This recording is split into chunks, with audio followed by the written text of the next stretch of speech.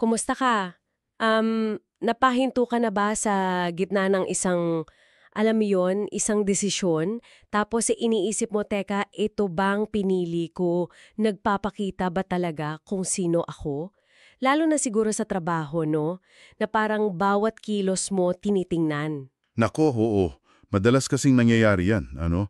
At alam mo, minsan yung simpleng pag-aayos lang ng ugali sa labas, yung behavior modification, akala natin yun na yun. Akala natin okay na. Parang yung quick fix lang. Exactly. Quick fix. Pero iba kasi talaga yung tinatawag na character formation, lalo na yung hinulma kay Kristo. Kasi yung isa, parang pintura lang sa may kalawang. Oo nga, madaling matuklap. Yun na nga, madaling matuklap tapos pag nasubok na, sira yung tiwala. Yung isa naman, yung character formation, binabago mismo yung bakal, kumbaga, mula sa loob. No? Kaya nga based dito sa mga material na pinag-usapan natin, parang magandang suriin natin ngayon, paano ba talaga nangyayari itong mas malalim, mas pangmatagalang pagbabago? Titignan natin yung papel ng community, tapos itong, ano mga ba to, +3 zone? Oo, yung +3 zone. Sige, umpisahan natin doon mismo sa pagkakaiba. Yung behavior modification, parang sinabi mo lang sa sarili mo, okay, simula ngayon, magiging mas pasensyoso ako. Decision lang. Parang goal setting lang. Parang ganun. Pero yung character formation, mas malalim. Pagkilala na, ako ay nagiging mapagpasensya sa kasi hinuhubog ako ng pag-ibig ni Kristo. Yung presensya niya sa buhay ko. Yung ugat, nasa kalooban talaga. So, hindi lang siya listahan ng do's and don'ts, 'di ba? Kasi nabanggit din doon sa sources na nakaugat to doon sa klase ng buhay espiritual na halimbawa nasa Sermon on the Mount. Tapos makikita mo raw yung resulta sa bunga ng espiritu. Tama, yung Galatia 5, hindi lang siya yung gumagawa ka ng mabuti, kundi nagiging mabuti ka dahil sa biyaya. Yun yung crucial difference. At ang interesting din doon, sinasabi na hindi pala ito solong laban, kailangan ng community. Ay oo, napaka-importante yan. Sabi nga sa isang source, yung character daw natin, hinuhubog yan sa hurno at pandayan ng komunidad. Parang yung sa kawikaan, di ba? Iron sharpens iron. Oo. Pinapatalas ng bakal ang bakal. So, hindi lang siya support group na pampalubag loob. Hindi lang, mas higit pa doon. Kasi yung tunay na komunidad, doon ka hinahamon, doon ka hinuhulma, hindi lang puro comfort. Nabanggit mo yung unang iglesia sa gawa. Ano ba yung kakaiba sa kanila? Bakit naging effective na hurno yun para sa pagbabago? Yung commitment nila sa isa't isa. Radikal eh. Sa aral, sa panalangin, pati sa pagbabahagi ng resources. Hindi yung parang consumer ka lang na pag hindi mo na type, alis ka na. Hindi transactional. Hindi, ito yung tinatawag na covenant community. Nakabatay sa pangako, sa katapatan. Kahit mahirap, kahit masakit minsan. Dito kasi nagaganap yung totoong accountability. Yung grace, yung confrontation na may pag-ibig at yung encouragement. May init talaga, may paghubog. Okay, gets ko na yung kahalagahan ng community, yung paano. Ngayon, puntahan natin yung ano. Anong itsura nung nabago ng character sa araw-araw? Dito na siguro papasok yung +3 zone, tama ba? Sakto.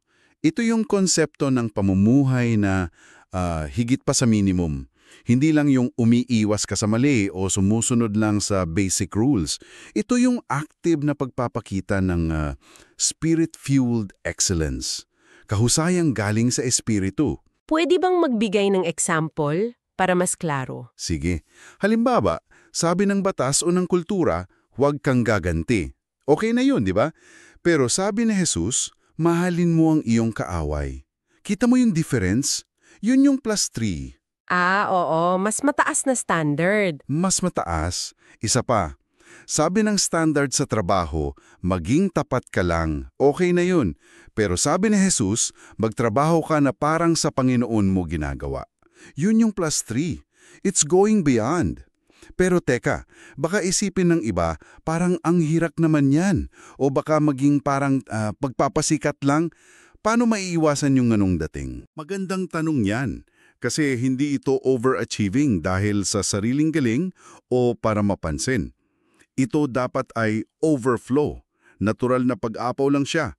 Dahil binago ka na sa loob, dahil puno ka ng espiritu, kusa na lang lumalabas yun sa kilos mo. Ito yung evidence ng bunga ng espiritu. Okay, overflow, hindi overachieving, nakuha ko. Nabanggit din pala sa materials yung mga practical na tools. May Kingdom Decision Journal daw, tapos ethical role-playing. Paano nakakatulong yung mga ganito? Yung Kingdom Decision Journal, parang structured way lang siya para ma-assess mo yung mga desisyon mo araw-araw.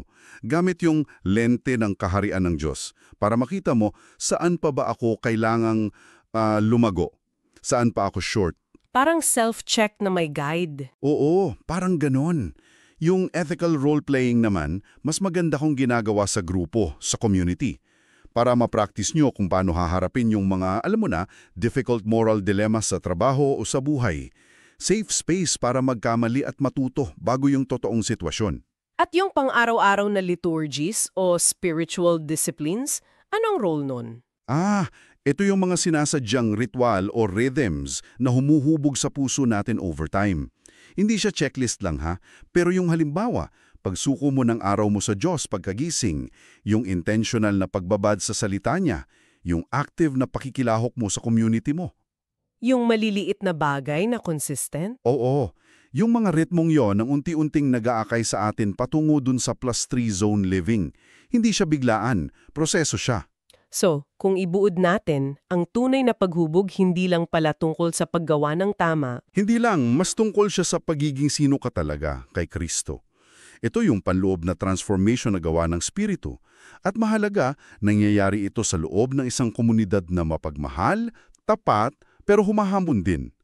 At ang resulta, yun na yung pamumuhay na +3. At para sa iyo na nakikinig, itong klasing paghubog, ito yung nagbibigay ng tunay na tatag, ng resilience. At ito rin yung nagbibigay ng kakayahan na magkaroon ka ng totoong epekto sa mundo mo. Pamumuhay na hinuhulma, sculpted kumbaga, pamumuhay na +3, pamumuhay na si Kristo ang nasa gitna. Kaya siguro ito ang iwan nating tanong sa iyo. Saang bahagi ng buhay mo ka ngayon na baka kontento ka na sa okay na, sa sapat na, imbes na abutin yung kahusayang kaloob at pinapagana ng spirito? At gaano ka kaaktibo ngayon sa pagpapahubog sa iyong community at sa pagtulong din na mahubog sila palapit kay Kristo? Pag-isipan mo.